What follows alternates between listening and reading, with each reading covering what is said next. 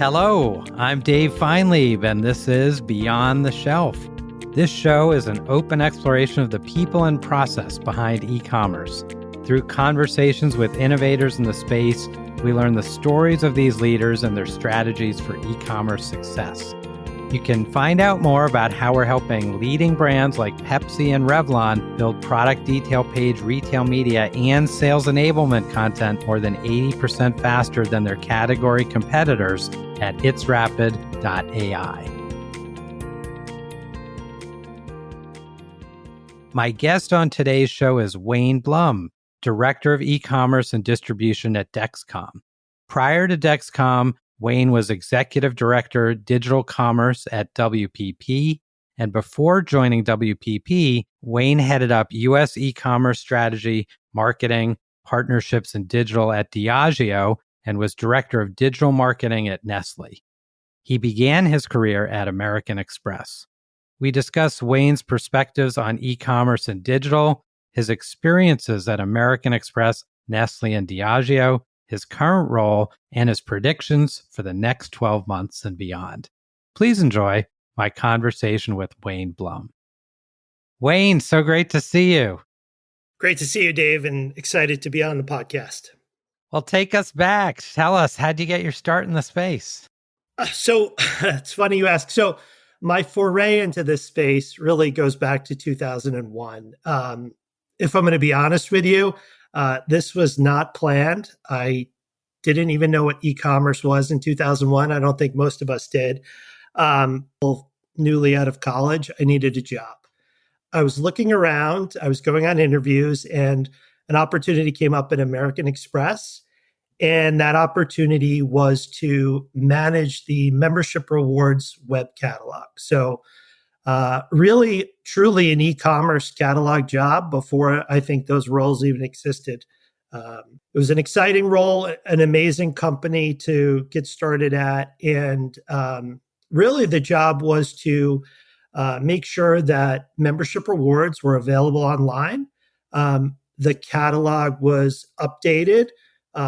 The content, the data, the pricing, everything was accurately reflected, and that we were figuring out how to serve card members through this emerging channel. So if you think about American Express, traditionally speaking, as a brand, it's like high touch, world-class service, personal recognition. That was sort of what the brand stood for when I joined the company, which to most people meant this was a brand that needed to serve you through a call center.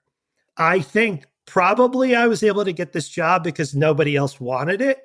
But what really happened was in 2001, 2002, the internet started to take off. And so when I joined the company, about 10 or 15% of customers or card members were browsing and redeeming the rewards points online. And then by the time I left in 2004, it was almost 50%. So if you think about what really changed in the market, there was one was access to the internet, and two was, I guess, a recognition that browsing and buying and just managing your relationship with a brand or a company through like digital channels was just much more convenient than calling a 1-800 number, sitting on hold, and then, engaging with someone in a call center. Great learnings at this, amazing brand. What a place to learn. How did you keep up with the growth? 10% to 50%, and that's a sizable shift. Yeah. So, don't quote me on the numbers exactly, but the company was like, in its core, a technology company. So it wasn't a problem for them to support the growth. But nonetheless, we definitely broke things. There was no staging environment. There was no official process in place in which someone would make sure the pricing translation between points to dollars was accurately reflected on the web.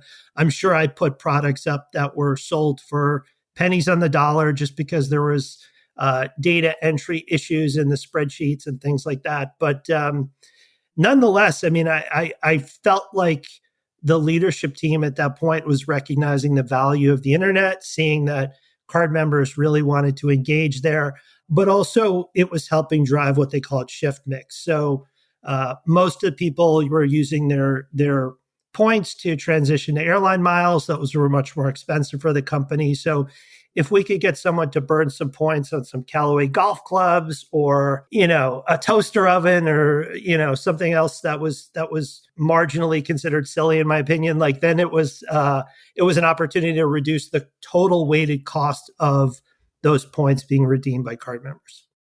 From there, you went to Nestle, another iconic brand. Tell us about your experience there. Nestle was a bit of a quid pro quo in the sense that I did not have a traditional CPG background, but what I did have was this digital services background. So services companies, I think, were ahead of the game in terms of the internet, right? So Amex had already been fully realizing the opportunities to digitize its business, had invested in tons of digital transformation. I worked there for 13 years, so I navigated a lot of different roles, both in the US and globally. But there was a lot of exciting opportunities to learn and grow there. I think the transition for CPG brands into this space happened a bit later, just because of the nature of, Amazon really getting into the sort of on-demand space at that point, like, opening up Amazon Prime, launching new categories like grocery.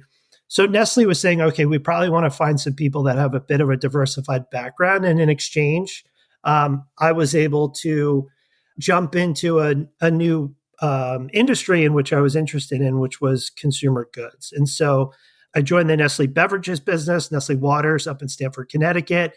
And what Nestle Waters had, which was pretty cool, was a home and office delivery business. This thing was like, it was like the traditional mom and pop milkman, but there was a sense inside the company that with all of these other new to world D2C brands, that there was an opportunity to revitalize this offering, get back into, homes and offices with consumers, large, small businesses, and really use the internet as a new way to sort of power new growth in that business. It was pretty stagnant at that point. The business had a high level of churn. People would come in, people would quit. So, by making the business more available, more digital, more consumer centric, it sort of revitalized its opportunity to grow again. I love it. You've taken this idea where you've learned in one area, brought it to the other area. The company learns that from you. You learn a new vertical. It's a great kind of a win-win that we're all always looking for.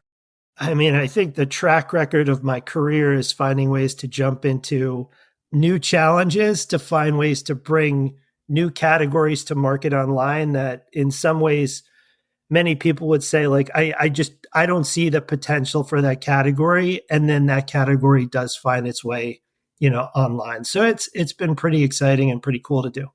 Tell me about Diageo, Bev Alc, different space. Would love to hear about your experience there. So Diageo was right in my backyard. When I left Amex and joined Nestle, we basically transitioned out of New York, came up to Connecticut. I saw the sign in the building when I drove past for 6 years on the Merritt Parkway, but I really didn't even know what Diageo was, or at least I didn't fully recognize the size of the business and the number of brands in its portfolio. But nonetheless, after 3 or 4 years at Nestle, I started seeing this interesting LinkedIn post that was like, Diageo is looking for someone to come in and think about e-commerce. And I was like, okay, now I know who Diageo is. And now I also recognize that I like to find ways to create something new and different and seek out a new challenge. And so I met with Diageo. I ended up taking on this role called, head of or director of digital commerce for the U.S. business in 2017. And that really kicked off a 6-year experience with the company where we thought about how to make sure that, like I used to say to the team, we don't know where consumers are going to shop, but if they choose to shop online, we want to make sure we're delivering the best experience, the best availability, the best information on our catalog so that consumers choose us over the competitors.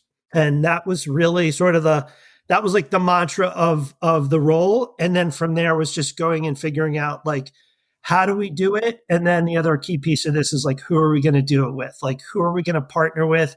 Who's going to lead the charge on the consumer end of the business? And how are we going to like collaborate and win with them? Talk a little about BevAlc. It's got some nuances when it comes to content, when it comes to advertising. The distribution model is a little bit different than other parts of the ecosystem. What are some of the challenges, but also opportunities there? It's just uniquely challenging in that it is this three-tiered system. The three-tiered system basically dictates that if you produce alcohol or you build alcohol brands, that you can't sell alcohol to consumers. If you sell alcohol to consumers, by and large, you can't build or make brands. And so that's created this thing called the three-tiered system. And in some ways, it's unique to alcohol. But if you know beverage or like most consumer categories in general, I mean, a lot of things are flowing through middle tier brokers and distributors, and in some ways it's similar to that. So the only nuance is that this one is actually dictated by law versus other companies choose to, yes, it's regulated. So other companies choose to do this because it's efficient. Alcohol does this because it's the law. There's also this other notion of something called Tide House, which dictates that if you market or make alcohol brands, you're really not supposed to exchange things of value with retailers. And so that presents a unique challenge in today's world where retail media is one of the most proven or one of the most emerging ways in which brands are advertising to connect with consumers. So you've got to get creative or be thoughtful about how you're going to do that in a way that's compliant in the industry. In 2017, I didn't fully understand all that. I took the role. It was exciting. But I quickly had this existential moment of panic where I was like, oh my God, my playbook of going to someone like an Amazon and like, putting together some sort of trade agreement that says, we're going to invest X in you and get Y in return. Like all that stuff was off the table. So I had to create a different playbook. The way we thought about it was, okay, so where is alcohol proliferating?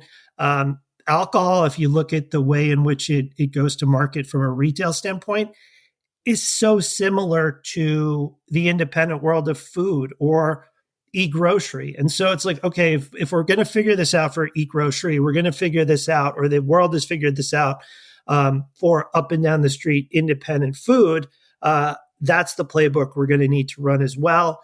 Companies like Drizzly saw this too, right? Their model was built on this idea that you could put a layer or a marketplace on top of a whole bunch of disaggregated independent retailers, roll up their inventory, roll up their pricing, and really facilitate the connection of buyers and sellers through a marketplace, right? Amazon's a big marketplace. Instacart is a marketplace. Drizzly's a marketplace. Uber Eats is a marketplace. So the marketplaces have kind of become the de facto way in which alcohol brands now think about e-commerce. When you're in with a retailer or you're trying to build a content play as an alcohol brand, what does this translate into from a practical perspective? You still want to get your ads and your media and your content out there, but there's probably a different approach to the ecosystem. I mean, I think it's not so different from the way in which you would approach traditional category management. So you walked into a store, the shelves are flooded, right? So you've got a million brands, a million brand variants, different sizes, different price points. The industry has built itself around understanding and executing against that in physical retail because it's been doing it for so many years. The opportunity is to figure out how do you take the best of what's happened in store, bring that online, but then layer on top of that, like what the opportunities to do this online are that don't exist in physical retail. So obviously you've got search and discoverability. You don't have the physical product which someone could pick up, but what you do have is the ability to augment that product with all sorts of other attributes like recipes, descriptions, other content.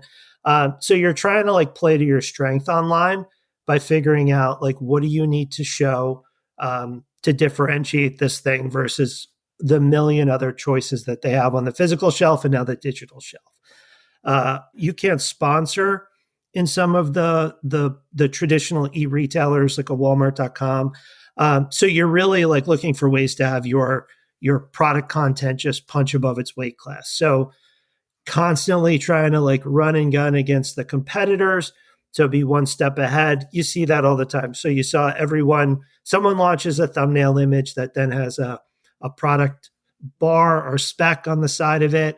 Everyone then copies that. So then like, what's the next wave of innovation in terms of your product content? Can you make that thumbnail seasonal? What can you do to just stay one step ahead of the competitors and differentiate yourself? But also, because you're selling something that is generally sitting in like this e-grocery web template, and that template is there to merchandise your product, which might be a $200 bottle of tequila, in the same exact template standard that is like, a can of creamed corn. So it's like, you've got to figure out like, how do you get creative within these boundaries?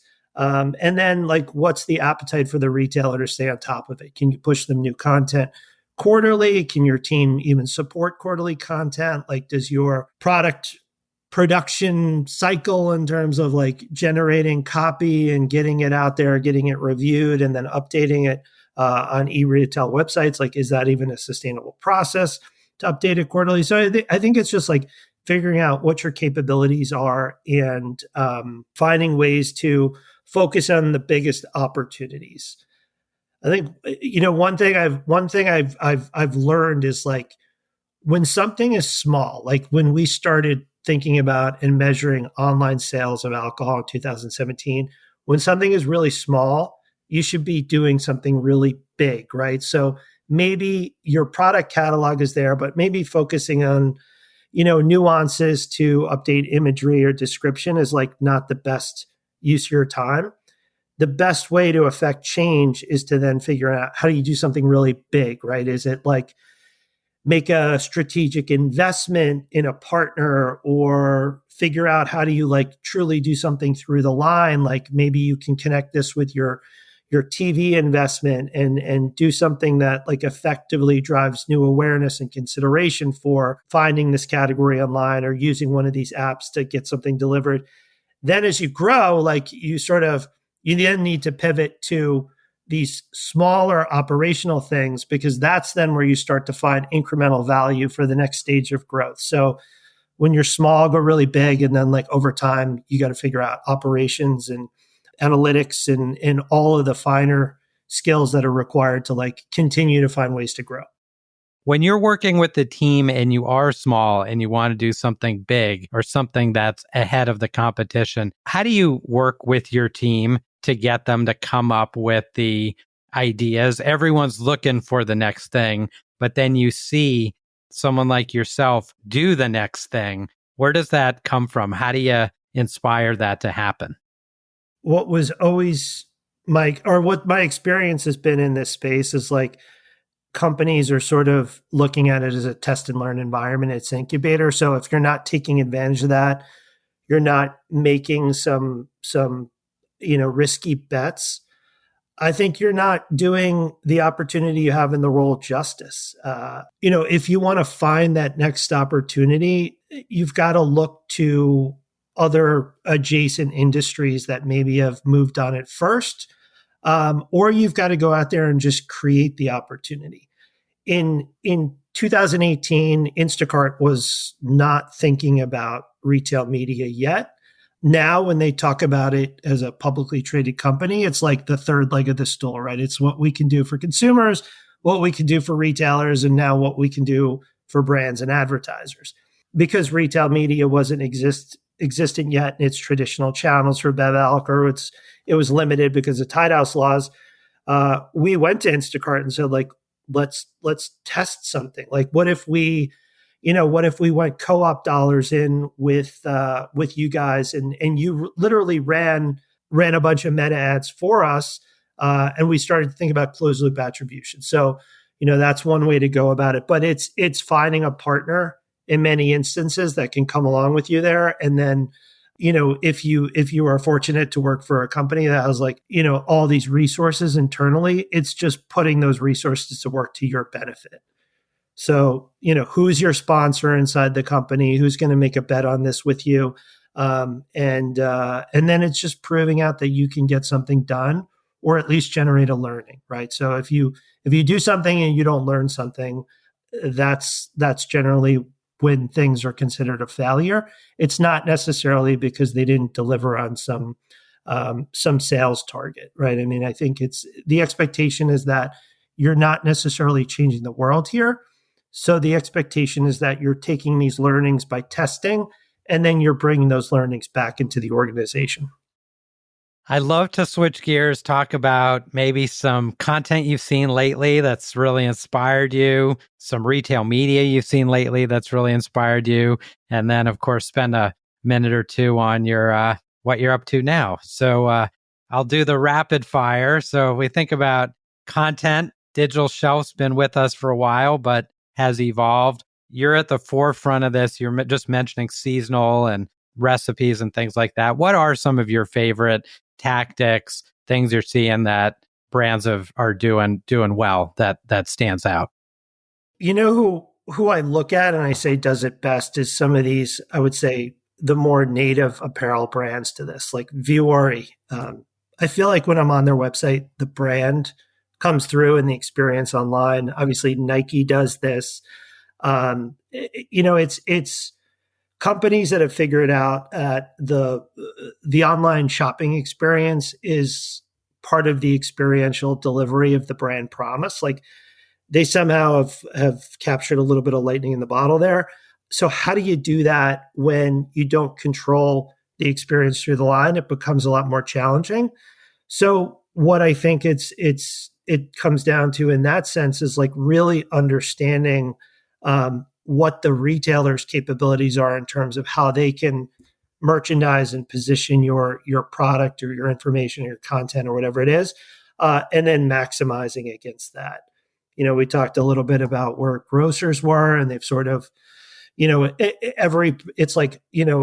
one PDP for all categories and all products. Your limitation there is just doing the best you can within the confines of that experience. But at the same time, that becomes an opportunity to go back to them and showcase, like, here's what the potential could be if you focused in on our category and willing to do something different here. Retail media, a lot of investment now. Where do you see that going? What's new and exciting there?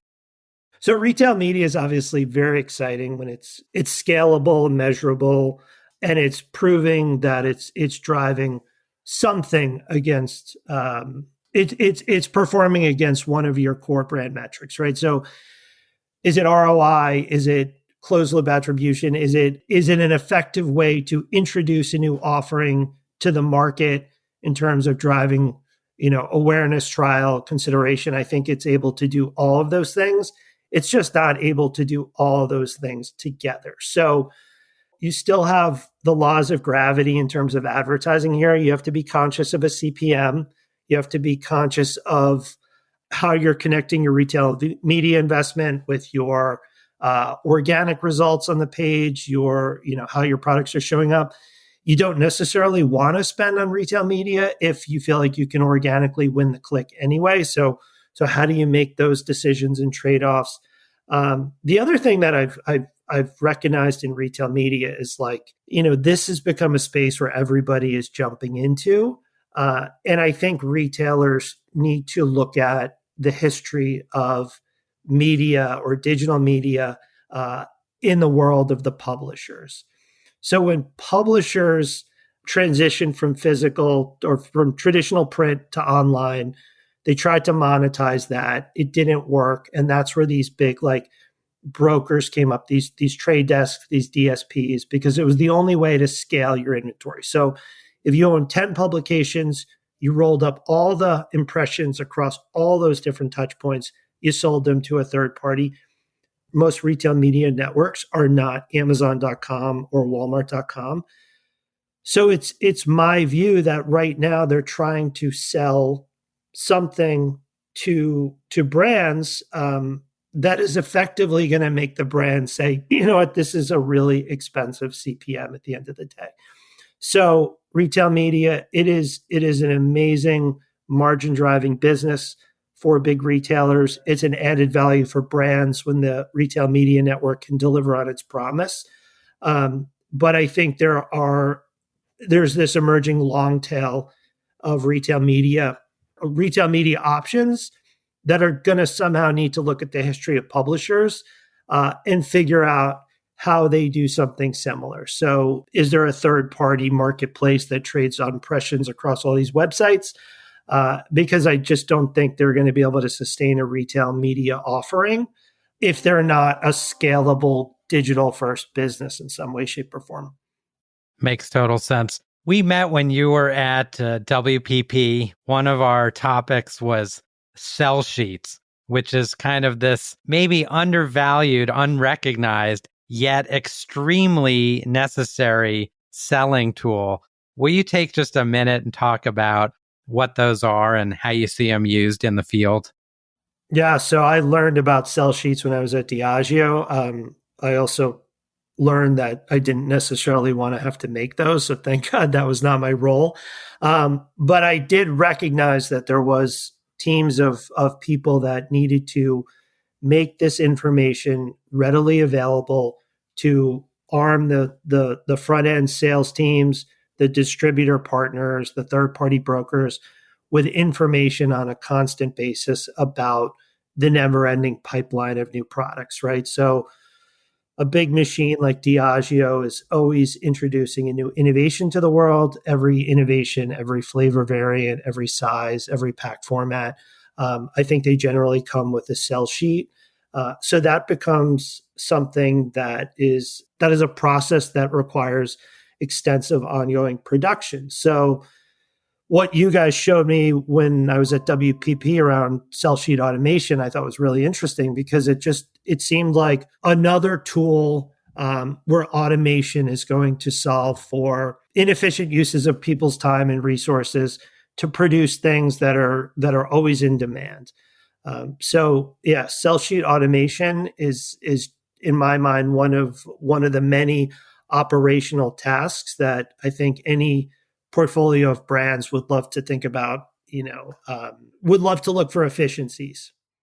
Tell us, if you would, about your new role. You joined Dexcom. You're applying all of your experiences now in this new capability, this new role. Tell us a little about what you're up to there. Yeah, so Dexcom is definitely a big career shift for me again. This is an entirely new industry. I'm in week 6.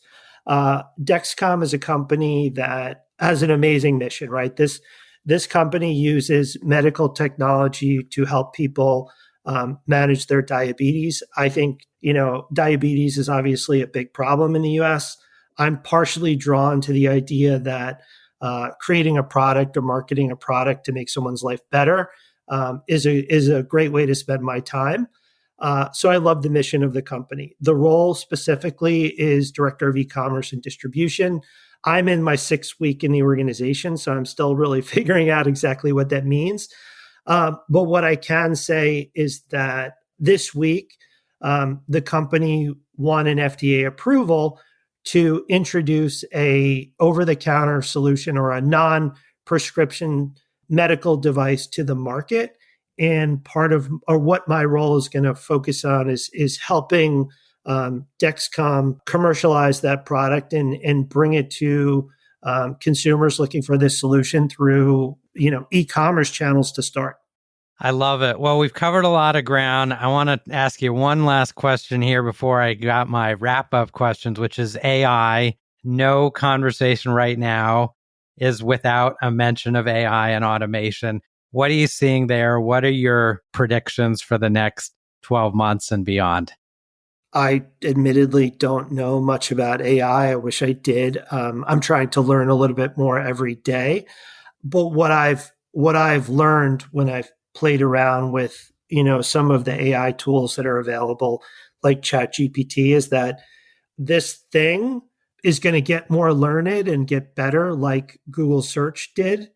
And as it does that, it's gonna create an opportunity to, I think, take off of all our plates something that we all have to do but don't necessarily want to do. And so, if you think about things that you have to do but don't want to do, or not the best use of your time, um, you then start to realize like there's so much opportunity here. So in the consumer goods space, right? So Dave, this, brands are always looking to understand like, well, how do we meet the needs of all our retail partners by generating creative or product information to support that, and do it in a way that's compliant and in the spirit of great partnership. Because Kroger might need one thing, Amazon might need another. So you think about AI, and what it does is it takes what you're trying to deliver to the marketplace, and then it just iterates on that. And so you used to iterate on it by having someone, fire up Adobe Photoshop and make 20 different versions of an image, or get a copywriter to write 5 different versions of a product description. AI is basically going to automate all of that. And then I think there's a lot of like ongoing reporting requirements that companies have. So, category management, it's oftentimes going to someone like a Nielsen or a Circana. You pull down your data there and you say, okay, what's my share this month? When you want to say what's my share this month in the future, I think AI is probably a solution or probably a tool that's going to answer that question. So I wish I had a crystal ball here, because I'm sure anybody that does is going to be the next, there's a lot of opportunity created from it. But nonetheless, I just think it's something that, I personally am looking forward to just continuing to test and learn more about. Well, I'd love to ask you a couple of fun wrap-up questions here before I let you go. When you do get some downtime, how do you like to spend your time? Is it, I believe you're a skier. That's, I'm sure, one area, but what do you like to do when you get a little downtime from work? I'm a mediocre snowboarder, or actually, I like snowboarding. I'm by no means a professional at that. I just like being in the mountains. I'm probably even more mediocre golfer, but I love being on the golf course. And what I also like to do is do the Wordle and the New York Times crossword puzzle on my phone every day. A great view of the future. I'll have to get out on the slopes with you one of these days and see if I can still make my way down the hill on my snowboard. That would be a blast. Well, Wayne, thank you so much. If folks want to find you online, what's the best way for them to find you? Yeah, best way to find me, LinkedIn. You can just look me up there. And then if you found this podcast so insightful, maybe Venmo. Perfect. Well, we'll share a link to your favorite snowboard run in the show notes. There you go. Thank you so much for taking the time today. I learned a ton, really enjoyed it, and I hope you'll come back. Thanks, Dave. Appreciate it.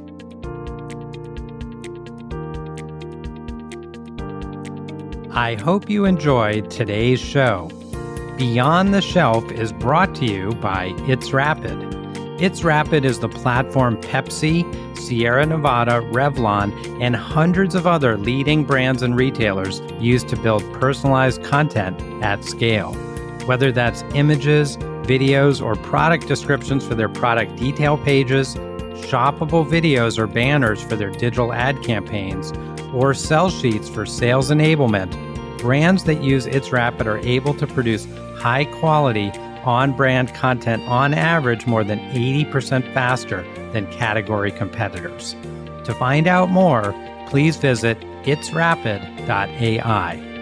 Thanks for listening, and we'll see you next time on Beyond the Shelf.